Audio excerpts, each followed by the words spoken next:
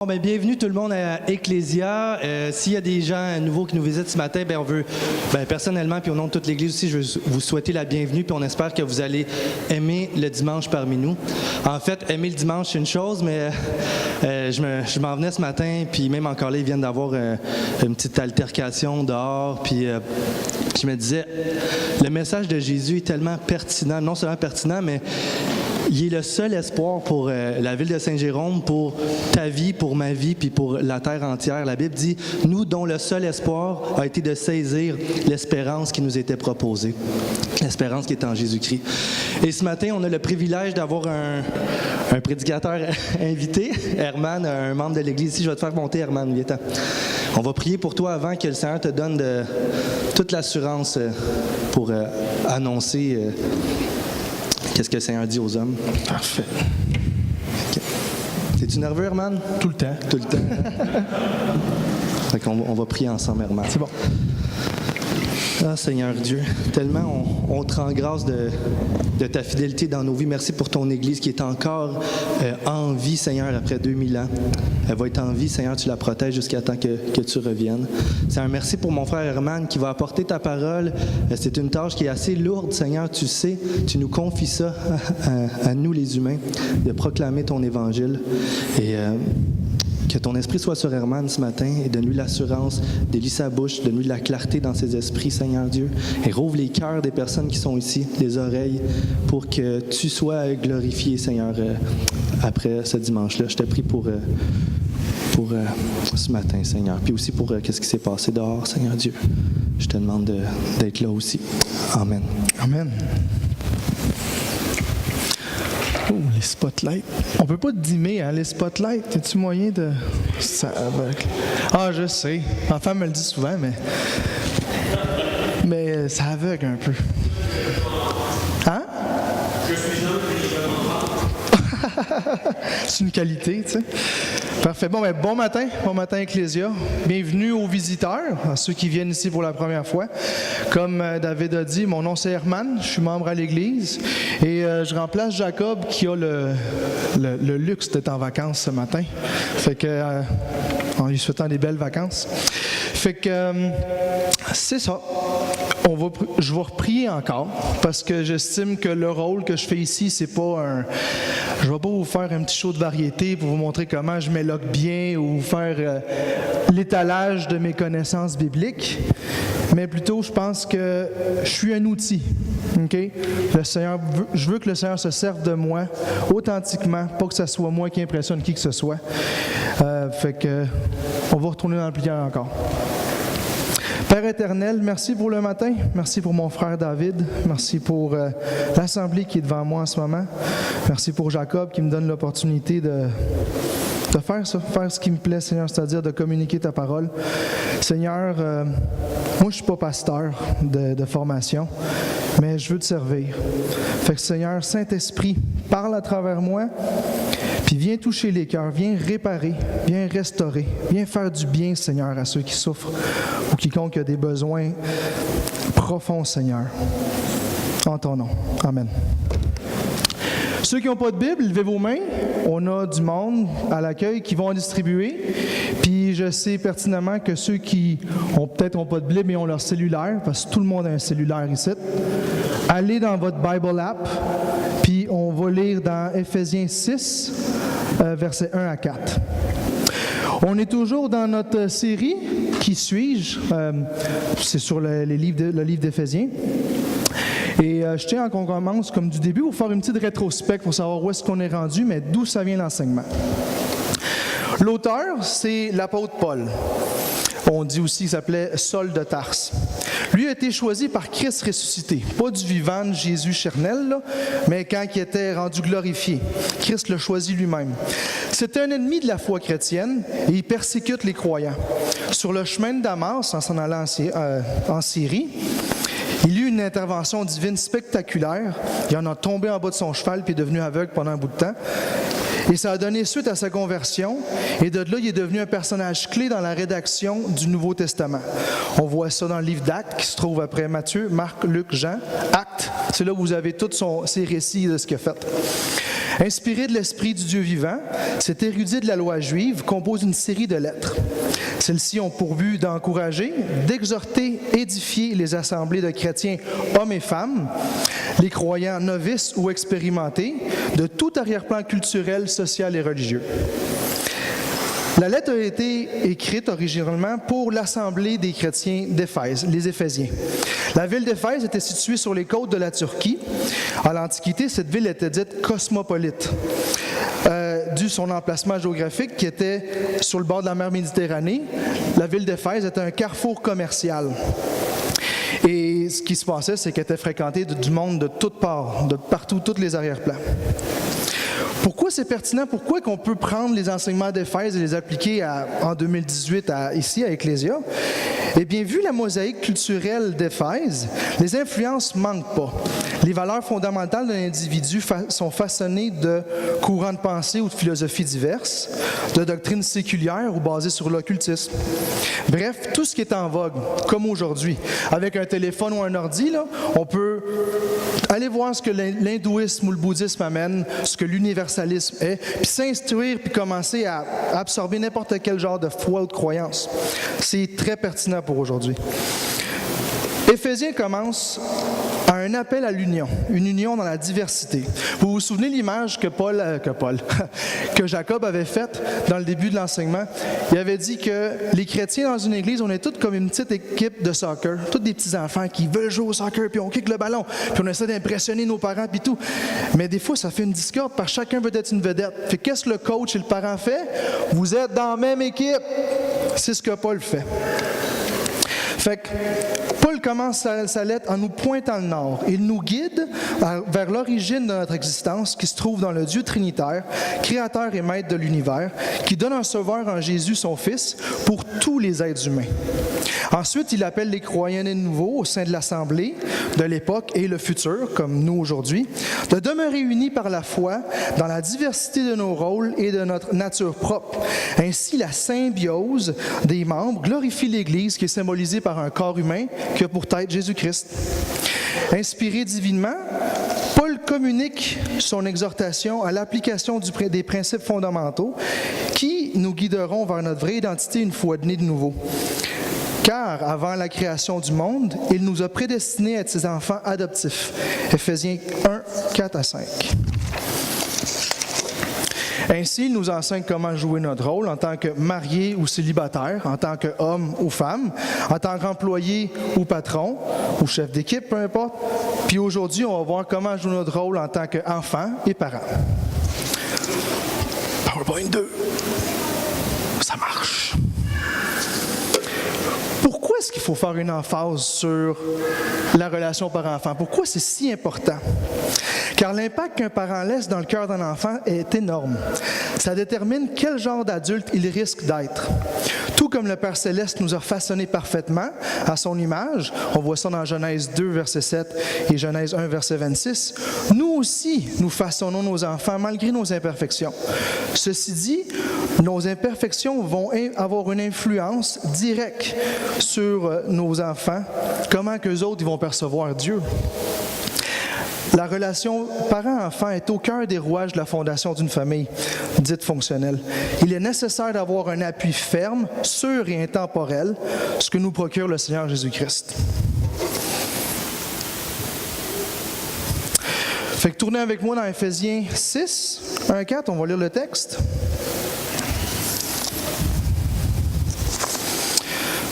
Enfants, obéissez à vos parents dans le Seigneur, car cela est juste. Honore ton père et ta mère. C'est le premier commandement accompagné d'une promesse, afin que tu sois heureux et que tu vives longtemps sur la terre. Quant à vous, pères, n'héritez pas vos enfants, mais élevez-les en leur donnant une éducation et des avertissements qui viennent du Seigneur. On peut simplement diviser ces 4 versets-là en 2 parties. Il y a 2 enseignements dans le fond. Un qui s'adresse aux enfants, l'autre aux parents. C'est assez logique. Dans le sujet, qui est dans le verset 1 et 3, c'est l'enfant. Je tiens à expliquer qu'est-ce qu'il veut dire enfant. Parce que dans le fond, on se trouve tous à être enfant d'un parent ici. Mais à qui ça pointe? Qu'est-ce que Paul veut exactement avoir dans sa mire? C'est l'enfant toujours sous la tutelle de son parent. Paul faisait partie de l'élite religieuse. Et il utilise le mot grec « teknon ». Excusez mon grec, là. Ce mot-là est vraiment spécifique à un enfant dit juvénile, un mineur. À l'époque, pas à l'époque, toujours dans les valeurs juives, un enfant de jusqu'à 12 ans est considéré toujours sous la responsabilité de son parent. À 13 ans, il passe par un rituel qui s'appelle la bar mitzvah. Là, l'enfant est tenu responsable de ses propres actions. On pourrait le comparer à notre 18 ans selon la loi ici au Québec. Logiquement, l'obéissance évolue avec l'âge de l'enfant. L'autorité n'a pas la même influence que quand on a 6 ans que quand on est rendu à 36 ans. La discipline parentale a pour rôle de façonner le cœur de l'enfant, de l'élever dans le but d'atteindre la mise en pratique du principe qui est d'honorer son parent. Ce principe provient des 10 commandements. J'ai skippé une slide. Voilà. Exode 20, 12. « Honore ton père et ta mère ». Ça l'a été adressé à Israël au complet à l'époque. Israël, c'était un peuple, fait qu'il y avait des gens de tous âges confondus, des jeunes et des moins jeunes.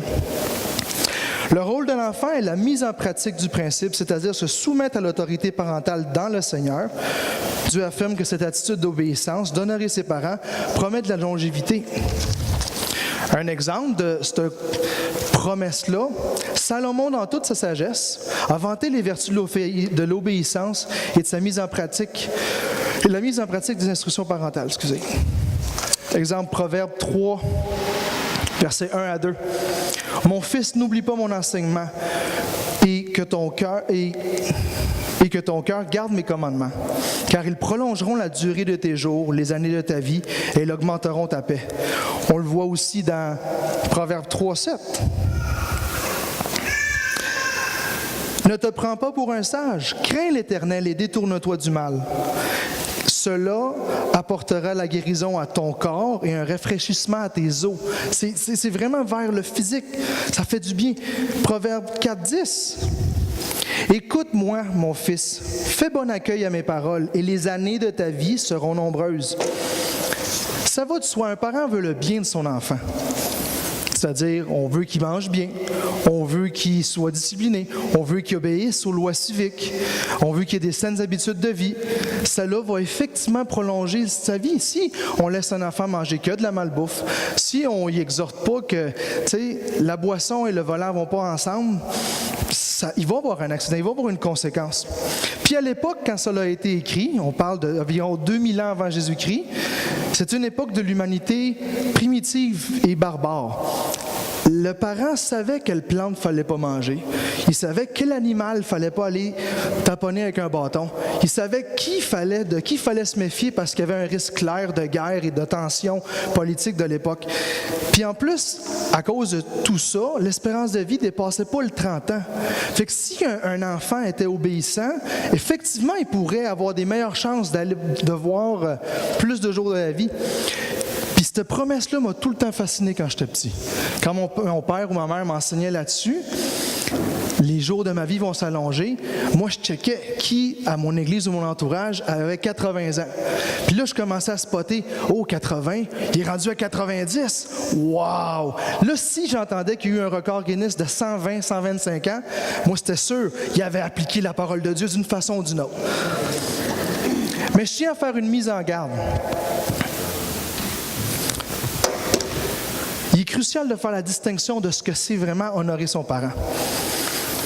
Ça peut sembler un peu contradictoire au début, mais suivez-moi. Honorer n'est pas d'obéir, de rester soumis à son parent jusqu'à la fin de leur jour. La relation évolue avec l'âge. Avec l'âge de l'enfant. Genèse 2, 24, l'homme ou la femme quittera son père ou sa mère. On voit que la suite du verset dit qu'ils vont aller s'unir en mariage, mais ils vont quitter le nid familial. Le départ du nid familial implique la fin de la juridiction parentale. Rester sous le joug de l'autorité n'est pas sain. C'est pas dans le plan de Dieu. Par exemple, la soumission envers un parent qui est malveillant, dit manipulateur, destructeur ou abusif, peut pousser un enfant à commettre le mal, ou à lui ou à son entourage, et ça va compromettre son développement de son intégrité physique et morale. C'est tout à fait l'opposé de la bienveillance de Dieu. Parce que dans le fond, ce que Dieu veut, c'est que le parent édifie, élève sa progéniture, qui offre un encadrement positif. Honorer son parent n'est pas non plus avoir une confiance aveugle envers lui. Vu la nature imparfaite de l'être humain, un parent peut être instable, impulsif, voire même immature. Bâtir une relation de confiance avec de tels individus peut être décevante, voire impossible si on n'a pas recours à de l'aide. Honorer son parent n'est pas non plus d'éprouver un amour inconditionnel envers eux. Dans la réalité de notre monde déchu, les parents vont laisser des traces dans notre vie qui ne sont pas toujours agréables. Un parent cruel, méchant, violent ou abusif qui commet des atrocités envers ce ou son enfant vont pas susciter des sentiments d'amour, d'affection ou des souvenirs agréables. L'amour dans une relation brisée va avoir de la difficulté à pousser. Sans le pouvoir de Jésus, il est impossible d'aimer un pécheur qui nécessite la grâce ou qui n'est pas repentant. Honorer n'est pas non plus d'admirer ou d'élever ses parents sur un piédestal. Aduler ses parents, c'est pas sain. Tôt ou tard, l'humain imparfait qui sont nos parents vont nous décevoir. Un parent qui agit avec favoritisme, qui a des chouchous préférés, est au contraire à l'amour inconditionnel du Père Céleste. Et ça n'a rien d'admirable. Au contraire, ça va créer une compétition malsaine au sein de la fratrie, parce que les enfants veulent avoir une faveur des parents. Un bon exemple biblique, Jacob, il avait 12 enfants. Il en préférait un, c'était Joseph. Les 11 ont comploté contre lui, puis ont essayé de le tuer, parce que ça leur faisait... Ils n'aimaient pas ça que Joseph fait les faveurs de son père. Puis je suis sûr qu'il y en a parmi vous qui ont connu ça, puis ça a été vraiment plate. Honorer dans le sens biblique...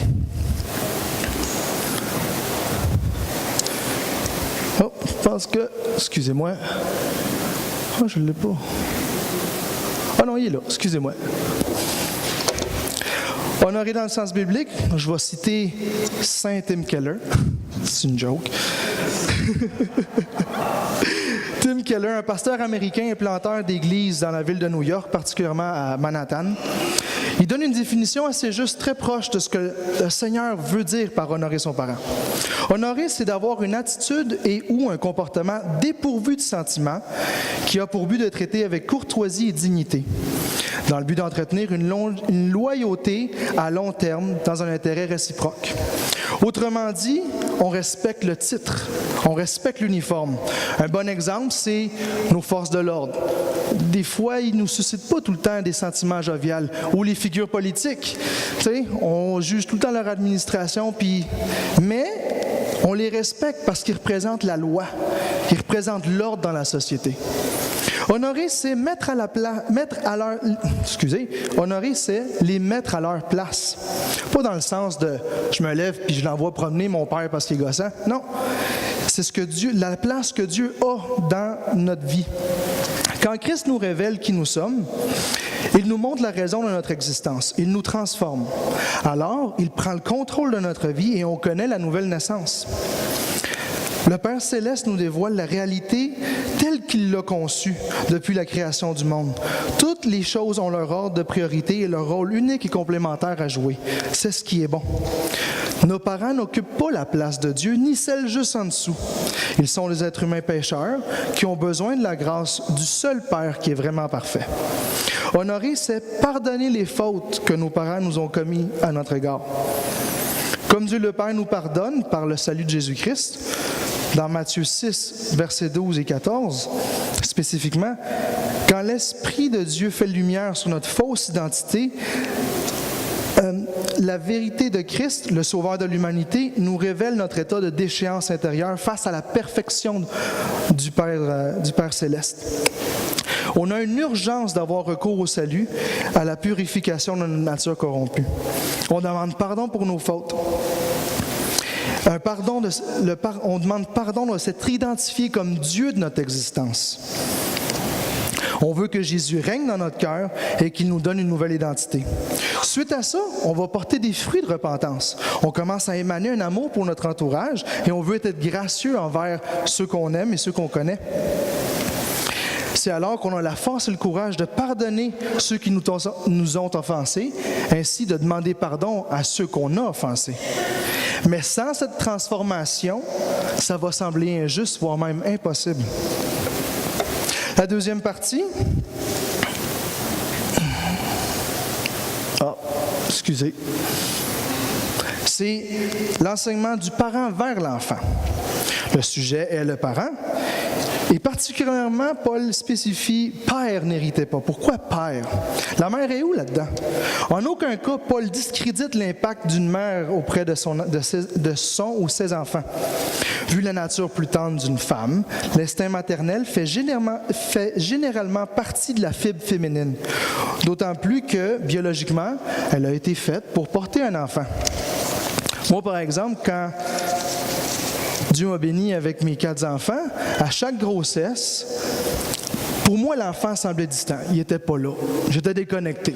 Pas que j'en voulais pas, là, mais c'était, je me sens pas plus papa ou, tu sais.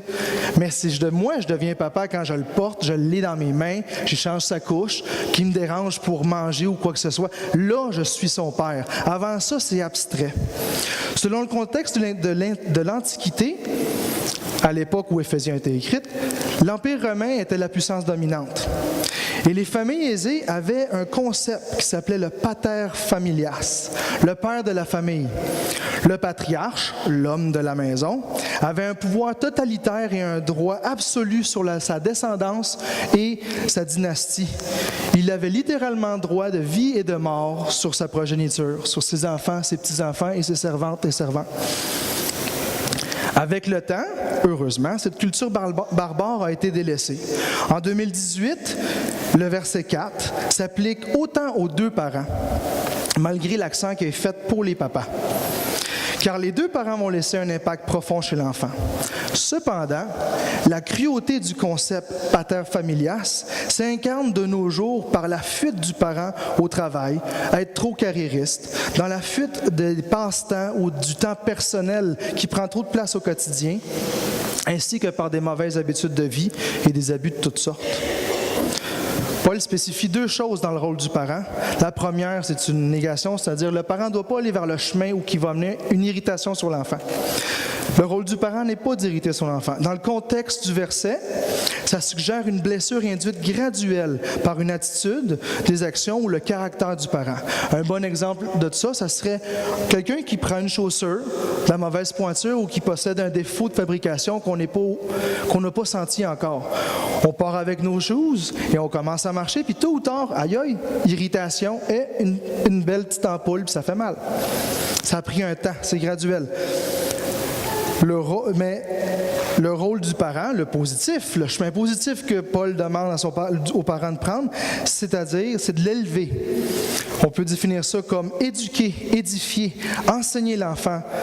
Le parent s'assure du bon développement physique et moral de l'enfant. Je suis dans la bonne slide, excusez-moi. OK.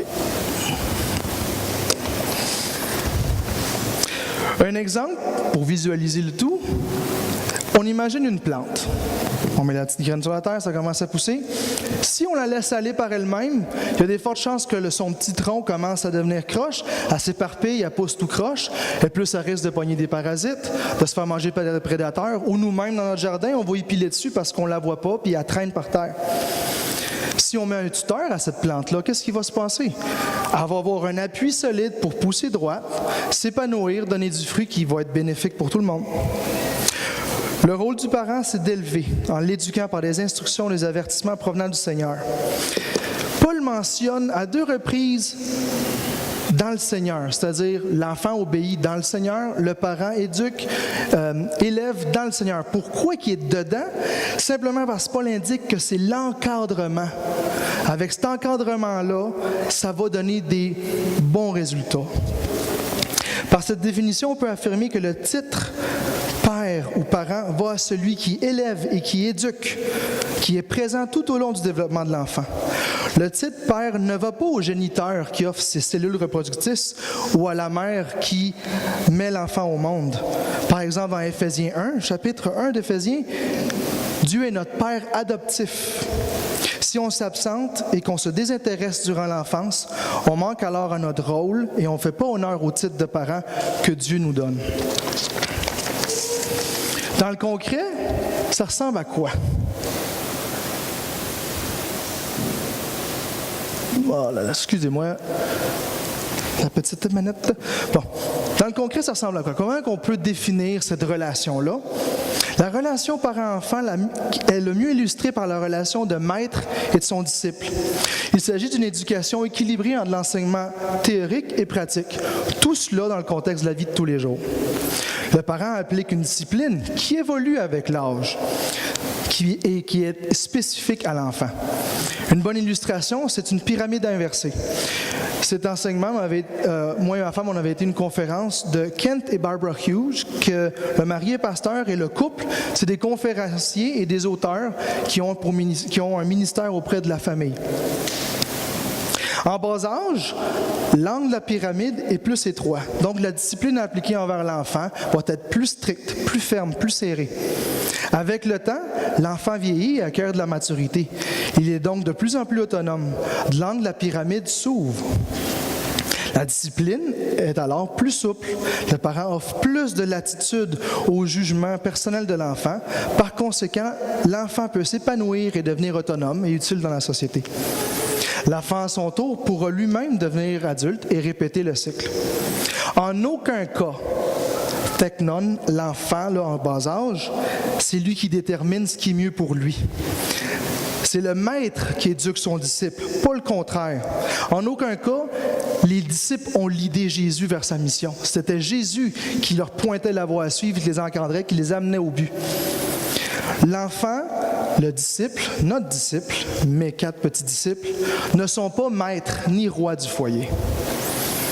L'architecture familiale dite biblique, le Père Céleste et sa sagesse sont la fondation, les parents sont la structure et l'enfant y trouve un sanctuaire pour s'épanouir et devenir adulte à son tour. Chacun y joue son rôle, distinctif et complémentaire, c'est ce qui glorifie Dieu. Et j'ai tout skippé ça, c'est ça. Non, je vais le laisser là. Bref, en gros, cette relation-là a un grand impact chez l'enfant. Tout comme le Père Céleste nous a façonnés parfaitement à son image, nous aussi nous façonnons nos enfants malgré nos imperfections. Ceci dit, nos imperfections vont aussi avoir une influence sur comment nos propres enfants vont percevoir Dieu. J'ai beau être en avant et vous faire éloge de tout ça, j'ai fait mes devoirs, là. J'en ai appris, j'ai trouvé ça, waouh, c'est good. Mais en quoi ça ressemblait dans ma vie? Quel impact mes parents ont eu chez moi? Je vais vous en faire témoignage. Né au Chili et élevé en campagne, mon père est l'aîné de 3 enfants. Ses parents, eux-mêmes, sont issus de foyers brisés et tous les deux sont carriéristes, des workaholics. Ils étaient très impliqués dans les politiques de leur région. Et ils brillent par leur absence au sein du foyer. Mon père m'a souvent dit comment c'était la nounou qui les avait élevés. Sa mère n'était pas là. Laissés à eux-mêmes, lui et son frère sont 2 vrais petits bandits, des pros des mauvais coups. Puis d'un souper de famille, des fois, là, on en rit parce qu'ils nous en comptent des pas pires, là. Alors, pour pallier à cette mauvaise attitude-là, leurs parents leur pètent une sale coche et ils mangent la volée. Dans le sens littéral, ils se faisaient battre. Une fois adulte, il se marie. Il devient père à son tour de 3 enfants. Moi l'aîné et j'ai 2 sœurs plus jeunes. Au sommet de sa carrière d'avocat au Chili, il commet une erreur. Et sa vie et celle de sa famille sont en danger de mort. Donc, entre 1986 et 1987, mes parents, mes sœurs et moi, on quitte le Chili pour se réfugier au Canada et on s'y installe.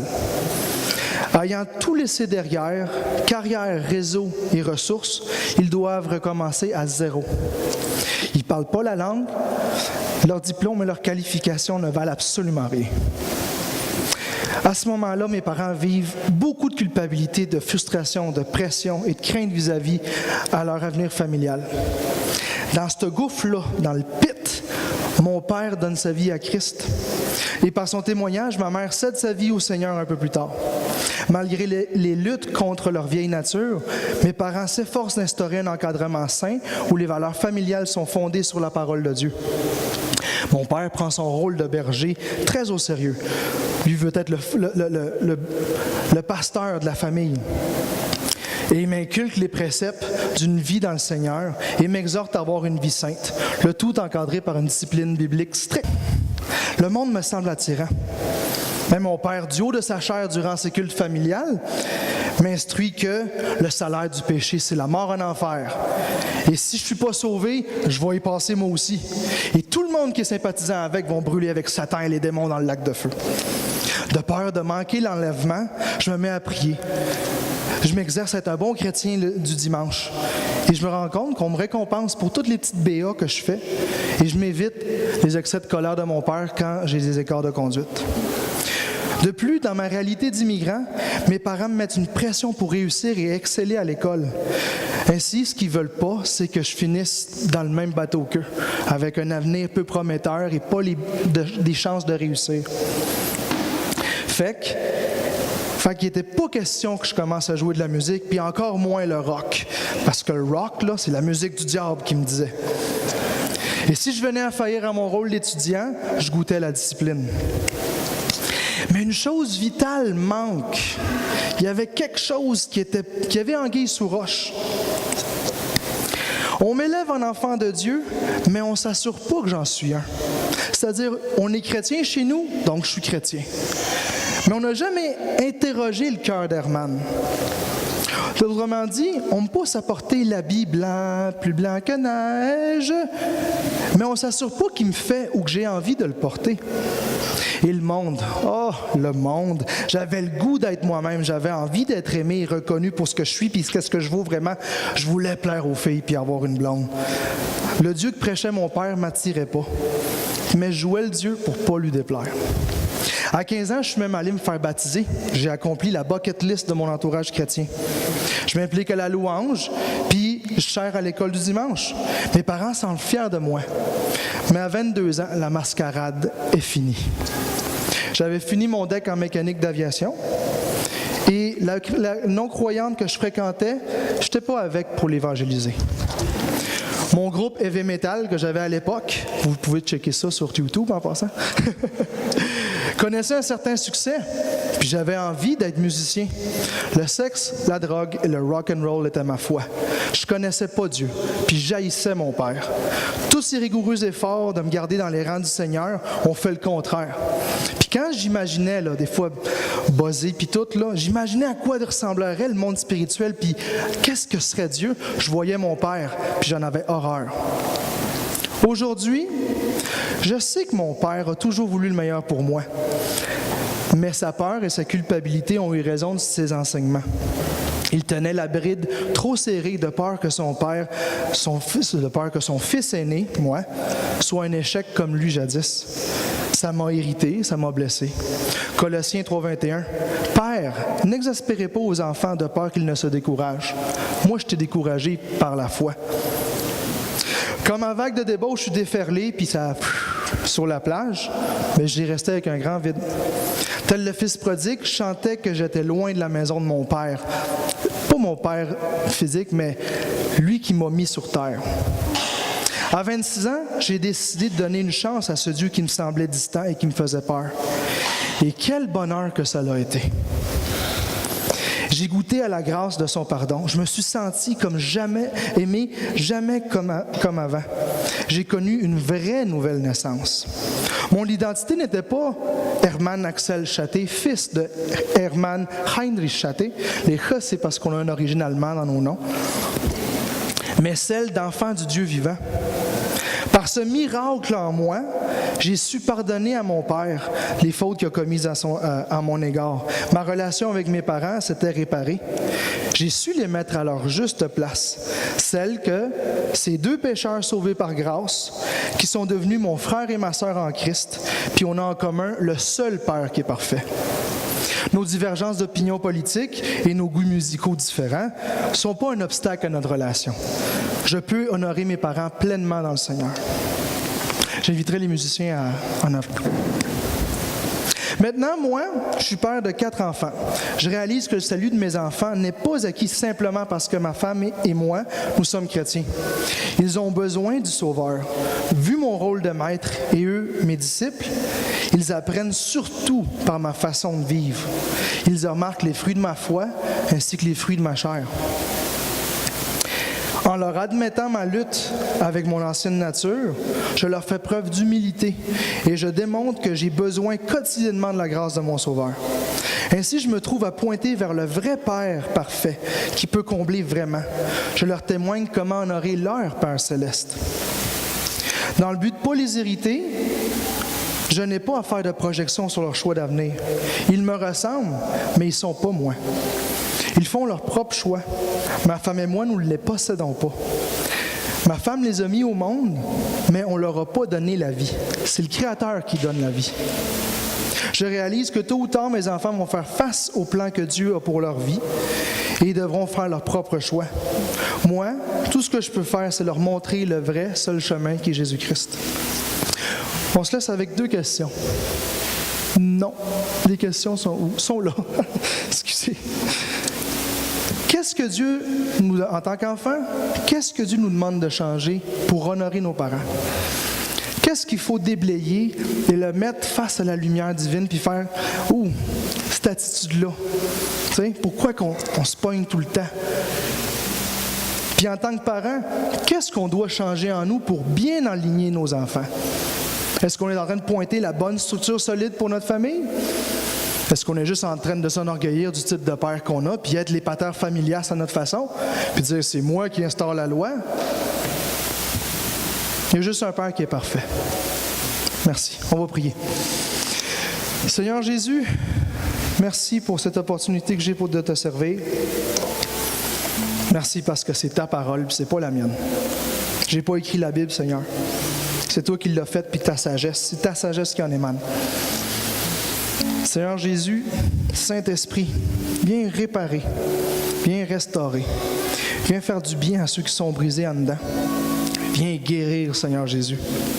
Viens faire ce miracle que juste toi peux faire. Il n'y a pas un enseignement, il n'y a pas une doctrine, il n'y a pas un livre sur la psychologie par enfant qui va faire ça. C'est juste toi qui répare vraiment, par en dedans du cœur de l'être humain. En ton nom que je te prie. Amen.